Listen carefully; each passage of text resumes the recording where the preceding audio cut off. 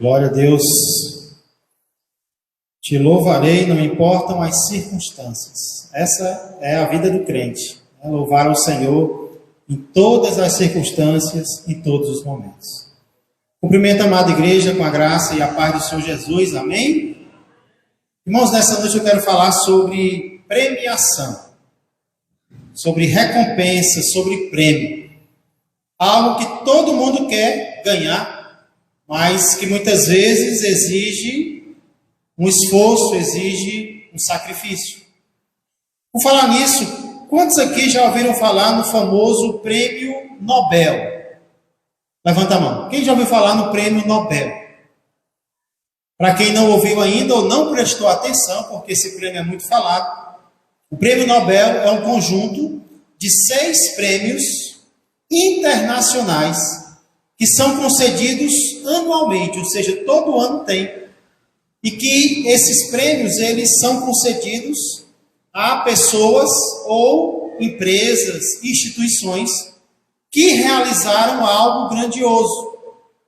Por exemplo, pessoas ou instituições que realizaram pesquisas, descobertas ou contribuições notáveis para a humanidade.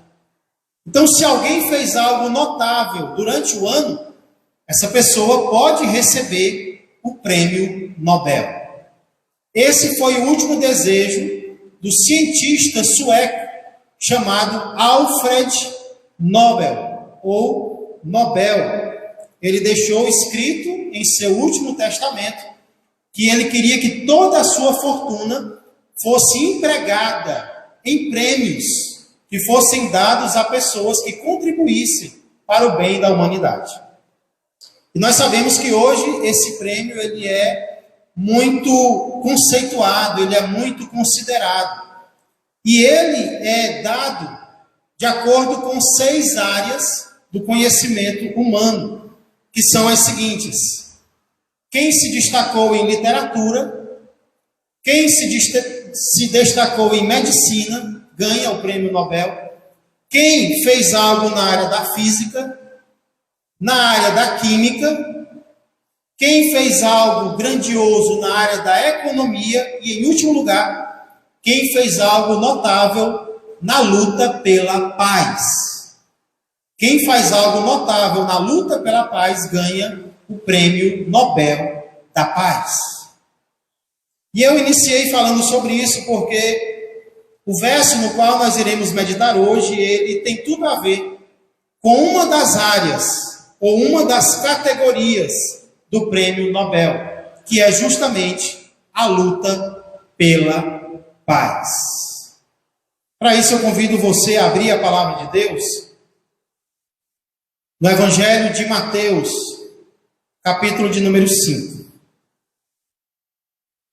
Nós iremos fazer a leitura do verso de número 9. Deixa aqui meu vestido. Mateus capítulo 5, verso de número 9.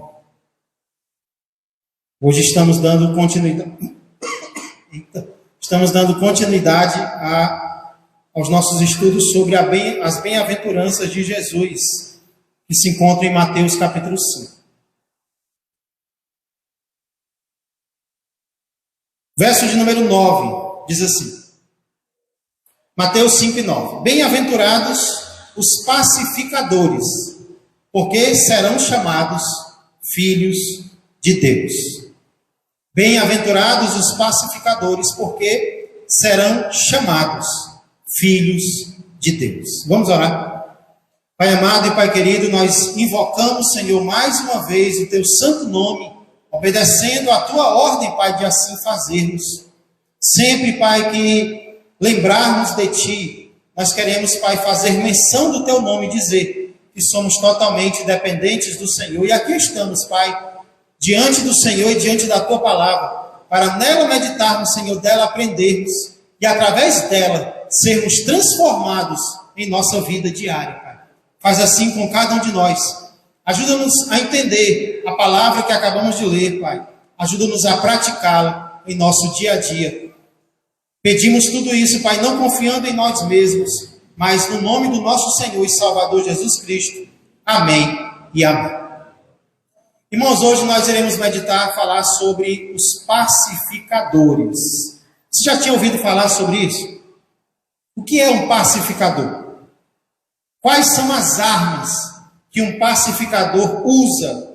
E, para concluir, qual o prêmio de alguém que assim age? Qual a recompensa de alguém que promove a paz? É sobre isso que nós iremos meditar hoje. Primeiramente, precisamos entender qual o significado de pacificador. O que significa ser um pacificador? Pacificador é a junção de duas palavras gregas que significam paz e fazedor. Então aqui nós já começamos a entender que ser um pacificador dá trabalho, porque ele tem que fazer algo, ele tem que promover algo. Pacificador, portanto, é aquela pessoa que trabalha para que haja paz entre as pessoas. É alguém que se esforça para que se estabeleça a paz entre quem não está com a paz. E eu poderia ilustrar isso com algo que é muito usado em roupas. Eu pedi emprestado ali no bazar da igreja Ágape, um zíper. E o que é um zíper? As mulheres conhecem muito bem, os homens também. Qual é a função de um zíper? Fechar. Muito bem. Podemos dizer também que o zíper tem como função unir duas partes que se encontram separadas. Então aqui nós vemos essas duas partes separadas. Se alguém usar um vestido assim, não vai dar certo, ele vai cair.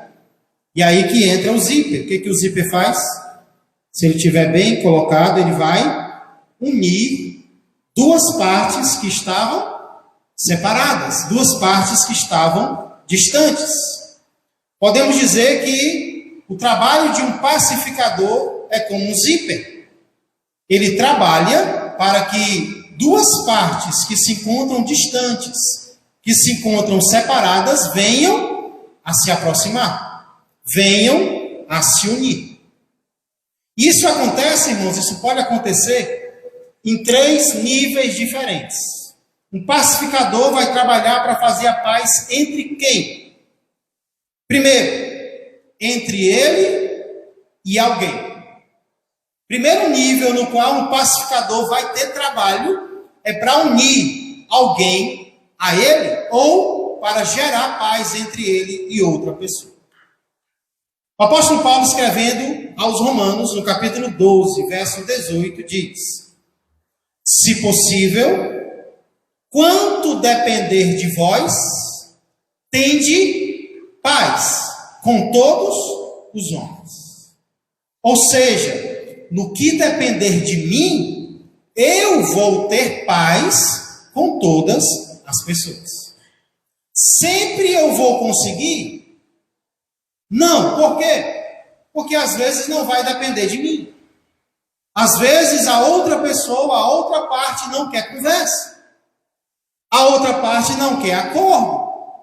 Mas isso é problema dela. Eu vou fazer a minha parte. No que depender de mim, no que depender de mim, eu vou me esforçar para estar em paz com todas as pessoas. E nós vamos já ver algumas armas que nós podemos usar para que isso aconteça. Mas esse é o primeiro nível. Será que hoje você se encontra em paz com todas as pessoas? Ou será que não? E será que não por culpa sua ou por culpa do outro lado? No que depender de nós, tenhamos paz com todas as pessoas. Começa conosco, começa comigo. Porém, existe um segundo nível no qual eu devo agir como zíper, como pacificador. É entre os outros e os outros. Não me envolve diretamente, mas eu sei que 2 irmãos estão intrigados. Se eu sei disso, e eu sou um pacificador, eu sou um fazedor da paz, o que eu vou fazer? Eu vou me esforçar para ajudar esses dois irmãos a se reconciliar. Eu vou ajudar, eu vou fazer algo para que estas duas pessoas, estes dois grupos, se unam, entrem em paz. Então, primeiro nível, eu e outra parte. Segundo nível, duas pessoas ou dois grupos que não tem nada a ver comigo. E aí vem o terceiro e maior e mais importante nível, que é entre os outros e Deus. Esse é o maior trabalho de um pacificador. É reconciliar as pessoas com seu Criador. O apóstolo Paulo escreveu sobre isso, e já que hoje é o culto da palavra, eu quero convidar você a abrir lá em 2 Coríntios, capítulo de número 5, verso de número 19.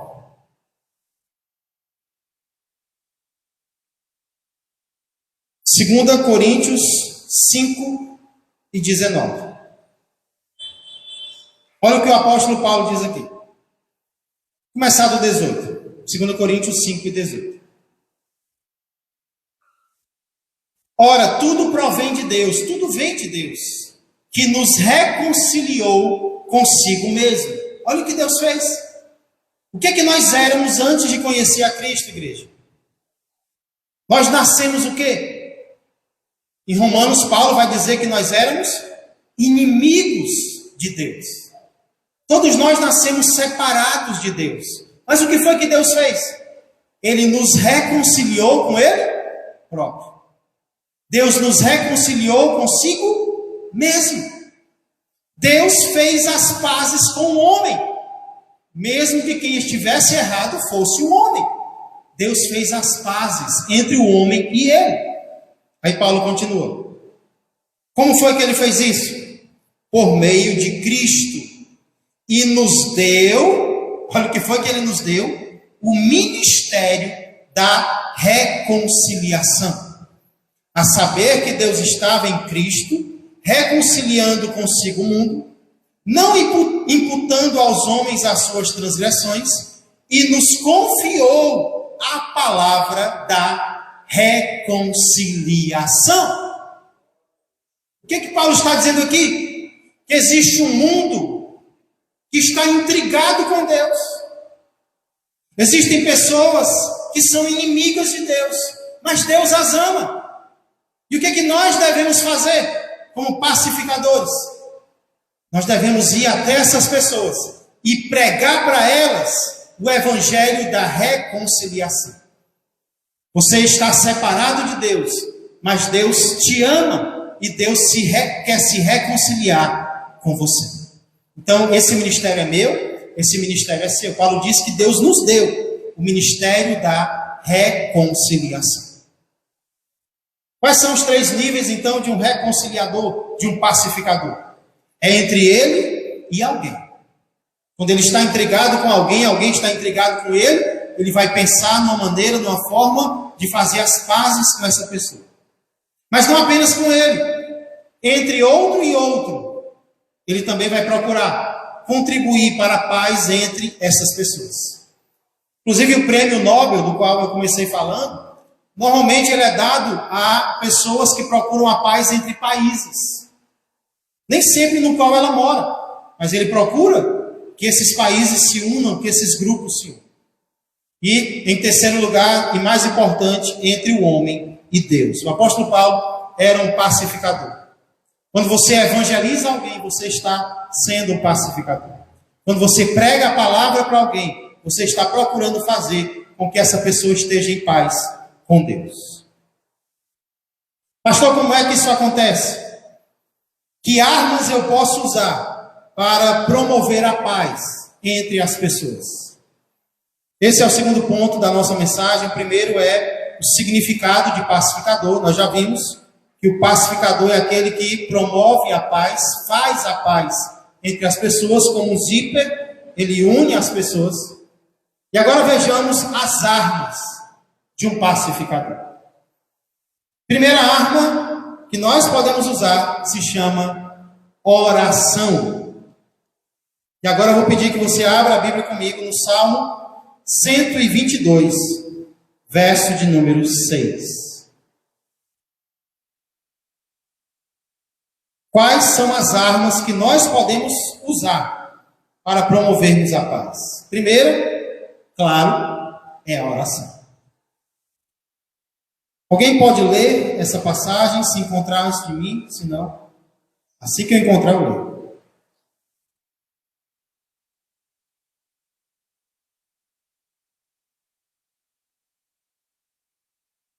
Diz assim, Salmo 122, 6. Orai pela paz de Jerusalém. Sejam prósperos os que te amam. Qual é a ordem que nós recebemos aqui? De fazer o quê pela paz? Orar. Primeira arma de um pacificador é a oração. Orai pela paz. Inclusive aqui, de Jerusalém.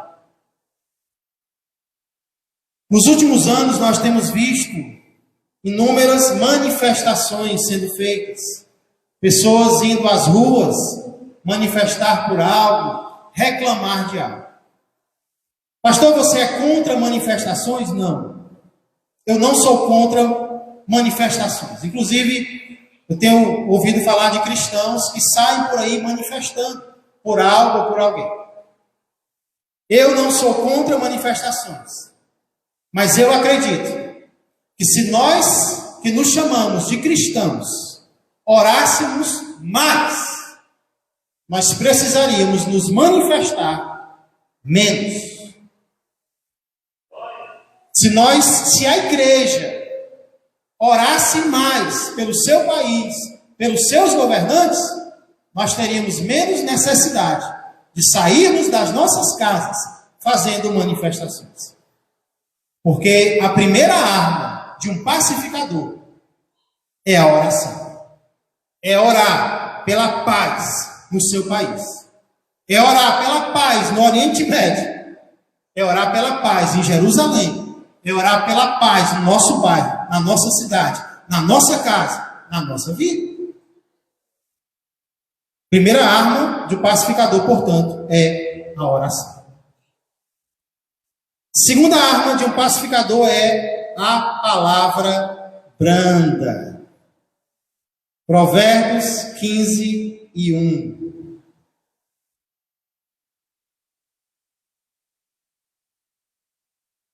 Provérbios 15 e 1 diz: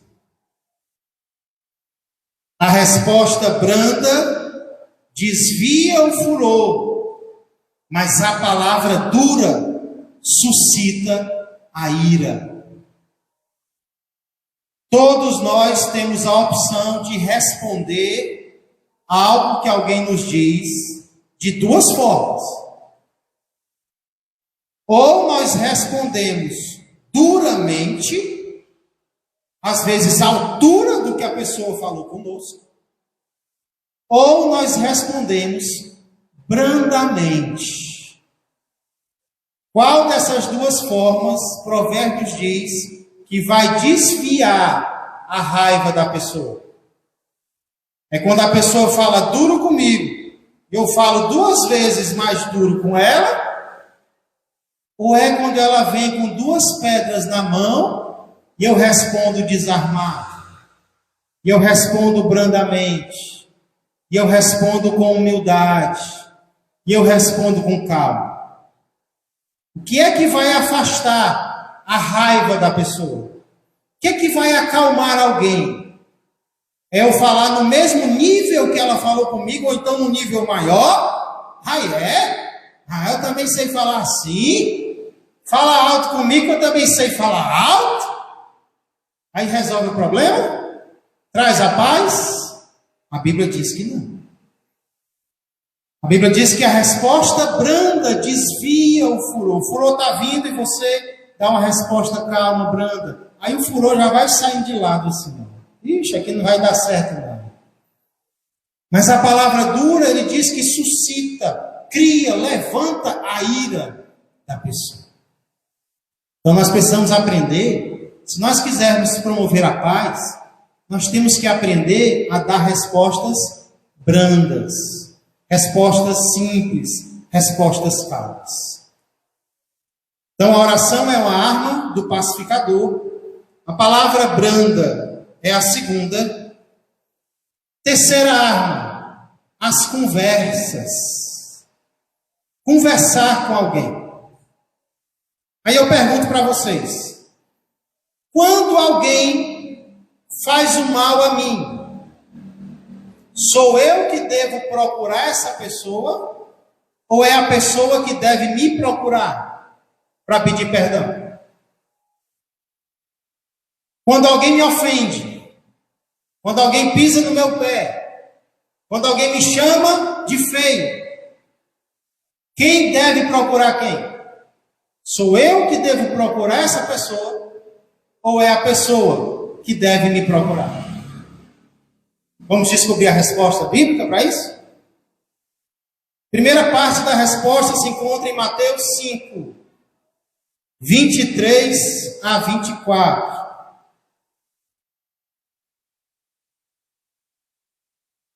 A palavra de Deus não nos deixa com desculpas, irmãos. Nós podemos até não obedecer, mas ela vai nos direcionar, ela vai nos esclarecer. E aí Mateus 5, versos 23 e 24 dizem assim: se, pois, ao trazeres ao altar a tua oferta, ali te lembrares de que teu irmão tem alguma coisa contra ti, deixa perante o altar a tua oferta, vai primeiro reconciliar-te, fazer as pazes com teu irmão, e então voltando, faze a tua oferta. Irmãos, oferecer uma oferta a Deus é algo importante? Sim ou não? É algo importante? Ofertar a Deus, oferecer algo a Deus? Sim. Mas aqui Jesus diz que há um momento em que eu tenho até que parar de oferecer uma oferta a Deus. Quando? Quando eu me lembro que alguém tem algo contra mim. Fulano de tal, esse for lembrado ali, também significa você ouviu dizer, você ficou sabendo que alguém está com raiva de você. Você fez algo para essa pessoa? Talvez sim, talvez não. Mas você ficou sabendo que ele tem algo contra você. O que você faz? Eu não faço nada, isso é problema dele. É isso que a Bíblia manda fazer? Jesus diz o quê? Se, pois, ao trazeres ao altar a tua oferta, estou aqui oferecendo minha oferta a Deus. Aí você se lembra que alguém tem algo contra você. O que Jesus manda fazer? Deixa no altar a tua oferta. Vai primeiro se reconciliar com o teu irmão. Fazer as pazes com ele. Aí depois, voltando, você termina de oferecer a sua oferta. Então, nesse caso aqui, eu vou procurar alguém que eu ofendi. Eu fiz algo contra essa pessoa, ela tem algo contra mim. Pois eu vou lá agora resolver. Se for preciso pedir perdão, eu vou pedir. Se for para me humilhar, eu vou me humilhar. Mas Jesus está mandando eu ir até ele e resolver com ele. Mas, e se for a outra pessoa que pecou contra mim? Aí eu espero ela vir, pastor? Capítulo 18. Mateus, capítulo 18, verso de número 15.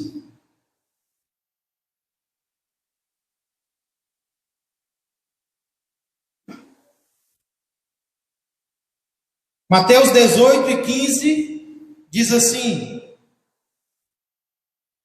se teu irmão pecar contra ti, vai arguí-lo, repreendê-lo entre ti e ele só.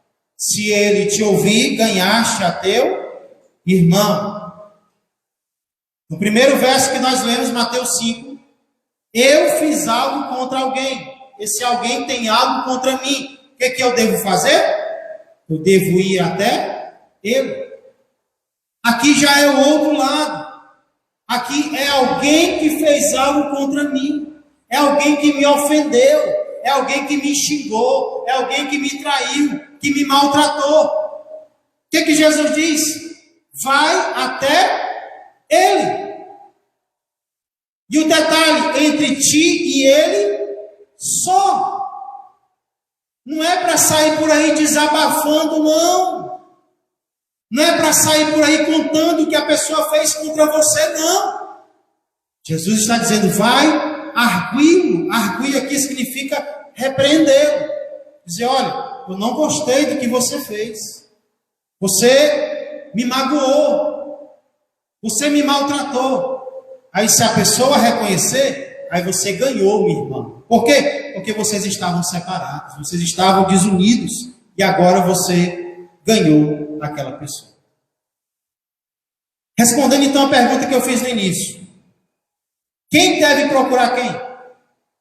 A Bíblia diz que os dois lados podem e devem procurar. Não importa se você ofendeu ou se você foi ofendido. Quando Deus trouxer isso ao teu coração, vá até essa pessoa. Peça uma oportunidade a Deus. E a Bíblia diz, faça logo, vá logo. Quanto mais cedo, melhor. O mais humilde vai primeiro. O mais sábio vai primeiro. O mais orgulhoso vai ficar esperando. E ele vai perder o galardão. Porque quem procura, ganha o galardão. Então, conversar, sentar, dialogar é uma arma do pacificador. Quarta arma do pacificador é a outra face. Vamos lá para Romanos, capítulo 12. Epístola de Paulo aos Romanos, capítulo 12, versos 17 a 21. Quando se escuta essa expressão, dar a outra face, algumas pessoas pensam que é a outra face literalmente, a outra face do rosto. Mas eu creio que o que Jesus está dizendo é, mostre o outro lado. Tenha uma atitude diferente daquela que a pessoa teve com você. E é o que Paulo nos ensina aqui em Romanos 12, versos 17 a 21. Não é fácil fazermos isso, irmãos. É só quando o Espírito Santo realmente habita em uma pessoa, ajuda ela a fazer diferente.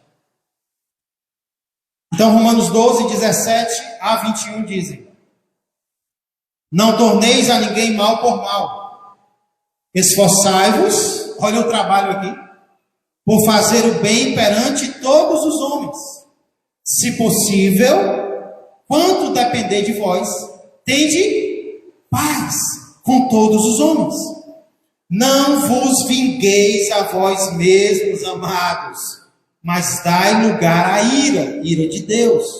Porque está escrito, a mim me pertence a vingança, eu é que retribuirei, diz o Senhor. Vai ficar impune o que a pessoa fez? Vai não. Se você não fizer nada, você está dando oportunidade para Deus fazer. E a vingança de Deus é pior do que a nossa. Ele diz, eu retribuirei, diz o Senhor. E o que eu faço então, pastor? Eu cruzo os braços e não faço nada? Não, nós já estudamos sobre isso alguns domingos atrás. Verso 20 diz, pelo contrário, se o teu inimigo tiver fome, dá-lhe de comer. Tem crente que não dá de comer nem para o amigo, né? Que dirá para o inimigo. Mas é isso que Deus quer que nós façamos. Se tiver sede, dá-lhe de beber. Por quê? Porque fazendo isto, amontoarás brasas vivas sobre a sua cabeça. Não te deixes vencer do mal, mas vence o mal com o bem. Qual é a única maneira de vencer o mal? É com outro mal? Não, é com o bem. É com a outra face, é mostrando o outro lado. E aí aquela pessoa vai sentir brasas vivas sobre a sua cabeça. A consciência dela vai queimar. Vai queimar. E ela vai sentir algo diferente na vida dela. O que um pacificador pode usar para promover a paz? Primeiro, a oração. Segundo, uma palavra branda. Terceiro, uma conversa. Vou chamar fulano para a conversa. Quarto, a outra face. Fez o mal, vou fazer o bem. E em quinto e último lugar, a última arma do pacificador é, talvez a mais difícil, o silêncio. Tiago capítulo 1, 19 e 20. Talvez essa seja a mais difícil. Tiago 1, 19 e 20. Sabeis estas coisas, meus amados irmãos. Todo homem, pois, seja pronto para ouvir, tardio para falar, tardio para se irar. Por quê? Porque a ira do homem não produz a justiça de Deus. Muitas vezes, sabe qual vai ser a melhor arma para promover a paz? É ficar calado. É ficar calado. É não dizer nada. É passar um zíper na boca. É se controlar. Muitas vezes, só em não dizer nada, nós já podemos estar contribuindo para que a paz se estabeleça entre as pessoas. Porque às vezes nós vamos falar e a gente piora o problema, né? As pessoas estão intrigadas, aí você sabe de algo que pode servir de lenha na fogueira. Aí você fala ou você fica calado? Alguém está descontando algo em você e falando e falando e falando. O que você pode fazer? Você ora e você também fica calado. O silêncio muitas vezes vai ser uma arma para que a paz exista entre você e alguém, entre duas pessoas. Silêncio é uma arma do pacificador. Aí eu pergunto para vocês, manejar essas armas aqui é fácil? Na hora do problema, na hora da briga, na hora da dificuldade, a pessoa não quer resolver, é fácil orar, é fácil dar uma resposta branda, é fácil ficar em silêncio, é fácil chamar alguém para conversar, uma pessoa problemática. Não é. Não é fácil. Porém, existe uma recompensa para quem promove a paz. Que recompensa é essa, pastor? Esse é o último ponto da nossa mensagem, o prêmio do pacificador. Agora que nós já entendemos o que o pacificador é, as armas que ele usa, vamos ver agora qual é a recompensa que ele recebe. Eu comecei falando sobre o prêmio Nobel.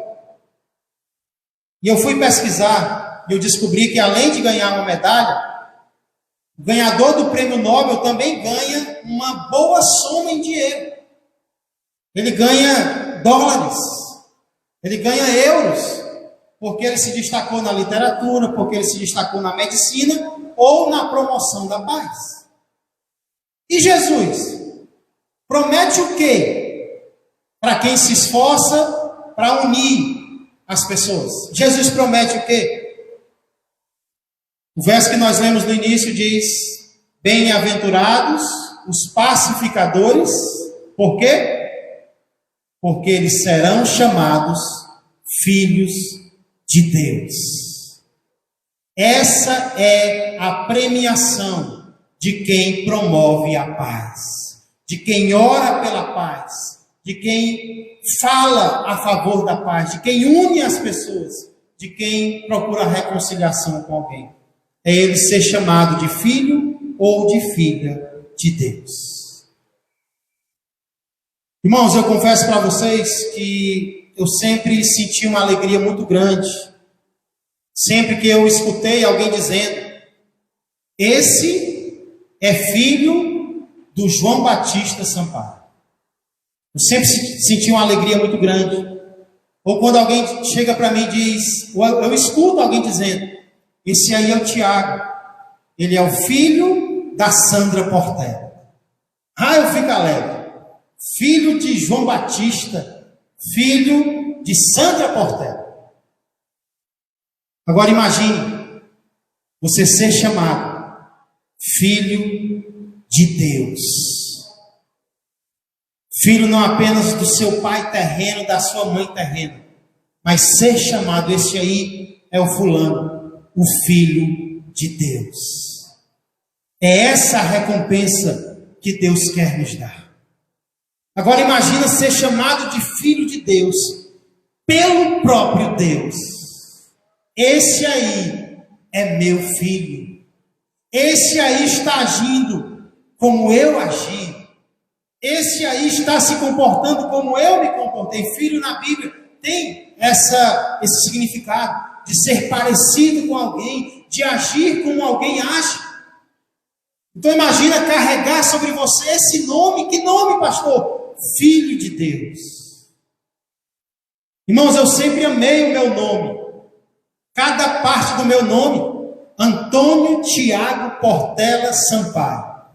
E eu sempre gostei desse nome inteiro, inclusive do Antônio. Eu sempre fiz questão de ser chamado de Antônio Tiago Portela Sampaio. Mas não existe nada como ser chamado pelo nome de filho de Deus. Mas sabe para quem é isso aí? Isso é só para quem segue o exemplo do Filho unigênito de Deus. Alguém sabe como Isaías disse que ele se chamaria? Lá em Isaías fez uma profecia sobre o Filho de Deus. E lá diz como é que ele se chamaria. Lá diz que o seu nome será Maravilhoso Conselheiro, Deus Forte, Pai da Eternidade e, por último, Príncipe da Paz. Porque ele é o Príncipe da Paz. Porque ele é o príncipe que, através da sua morte, veio trazer a paz entre os seres humanos e entre os seres humanos e o Senhor, o Criador. Como você tem sido chamado por aí? Como você tem sido considerado? Talvez, antes de conhecer Jesus, você era uma pessoa difícil. Você era uma pessoa briguenta. Você era um pitbull. Será que é assim que as pessoas estão te conhecendo hoje? Ah, ali é o fulano, ele é muito briguento. Ali é a fulana, a barraqueira. Ali é o fulano que gosta do intriga. Ou será que Deus tem transformado o nosso coração? E hoje nós somos associados, não à briga, não à guerra, mas à paz. Ali a irmã, que quando ela chega a gente sente um ambiente diferente. Quando ela fala, a gente se acalma. Ali é o fulano que gosta de trazer a paz entre as pessoas. Como nós temos sido conhecidos, como nós temos sido chamados. Que o nosso maior desejo, irmãos e irmãs, seja sermos chamados filhos de Deus, assim como é chamado o nosso Senhor e o nosso Salvador. Bem-aventurados os pacificadores, porque eles, e somente eles, serão chamados filhos de Deus. Quem não é pacificador é chamado de filho de Belial, filho do maligno, porque é ele que gosta de promover intriga, inclusive, no meio dos irmãos. Deus não. Deus ama a paz. E é por isso que quem segue o exemplo de Deus é chamado de filho de Deus. Eu quero ser chamado de filho de Deus. Que assim nós sejamos, irmãos. Que o Espírito Santo que habita em nós nos use para trazer paz onde quer que estejamos. Vamos orar. Fica de pé.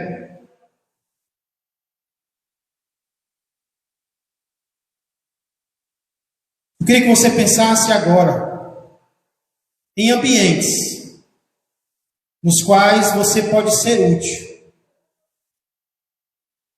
Em ambientes nos quais a tua atitude pode trazer tranquilidade a eles. Em quais ambientes o Espírito Santo está falando agora que você precisa atuar para trazer paz a eles? Será que esse ambiente é a tua casa? A tua casa pode ser um lugar de maior paz? Será que o teu trabalho precisa de mais paz? Você pode ser útil lá? A tua vizinhança? O grupo no qual você está? Aqui na igreja, como você pode contribuir para que as pessoas estejam mais unidas umas com as outras? Será que você deve orar mais por isso? Você deve chamar alguém para conversar? Ou será que você deve apenas fazer silêncio? O que é que Deus quer que você faça? E o que é que você decide fazer para caminhar rumo ao propósito de ser chamado de filho ou de filho de Deus? Senhor Deus e amado Pai, todos nós reconhecemos, Pai, neste momento, que por muitas vezes nós fomos usados pelo maligno, nós fomos usados pelo diabo, pelo Belial, para intrigarmos pessoas, para afastarmos pessoas. Mas agora nós nos convertemos a Jesus, e um dos nomes dele é Príncipe da Paz. Então é ele que nós queremos imitar agora, Senhor. Nós não queremos mais andar de acordo com a nossa carne. Nós não queremos mais andar de acordo com o que o mundo quer que nós façamos, Pai.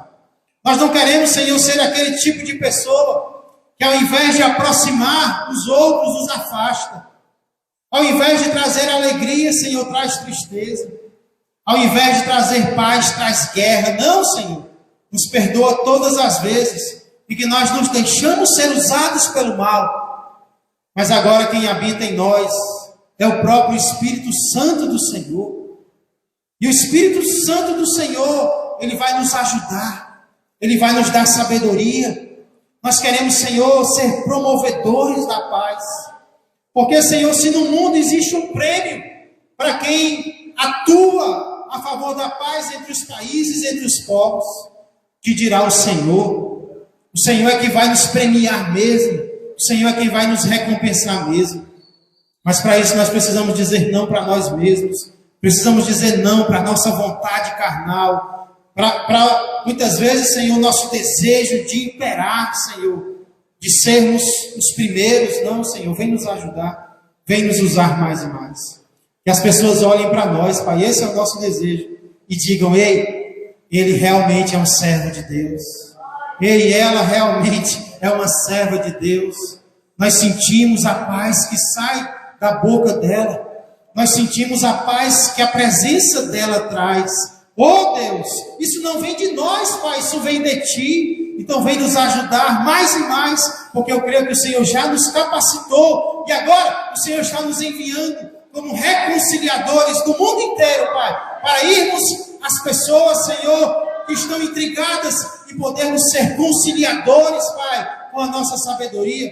Vem nos ajudar, Pai, mais e mais, porque o nosso desejo maior é nos parecermos contigo, cada dia mais, até o dia que nos encontraremos com o Senhor e moraremos eternamente contigo. Muito obrigado, Pai, transforma o nosso coração, pois tudo isso eu peço e agradeço, em nome de Jesus Cristo. Amém, amém e amém. Glória a Deus.